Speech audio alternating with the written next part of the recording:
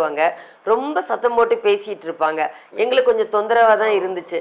அப்ப வந்து ஒரு தாத்தா, நான் தான் படிக்கல, பிள்ளைங்கெல்லாம் படிக்கிறாங்க, ஏன் தாயி இப்படி சத்தம் போடுறீங்க, நீங்க கொஞ்சம் மெதுவா பேசுனா என்ன அப்படின்னு அவங்கள, ஏன்னா எனக்கு கொஞ்சம் பயம் அவங்கள்ட்ட பேசுறதுக்கு. ஏன்னா பொதுமக்கள் ஒரு பொது இடத்துல உட்காந்து பேசுறாங்க, அப்ப நம்ம எதுவும் சொல்லக்கூடாது அப்படின்னு நான் இருந்துட்டேன். ஆனா அந்த தாத்தா முன்ன பின்ன பார்த்தது இல்ல. அவங்கள்ட்ட அப்படி சத்தம் போட்டு அமைதியா இருக்க சொல்லிட்டு என்னை வந்து கையெடுத்து கும்பிடுறாரு. அவருக்கு வந்து வயது 80 வயதுக்கு மேல இருக்கும்.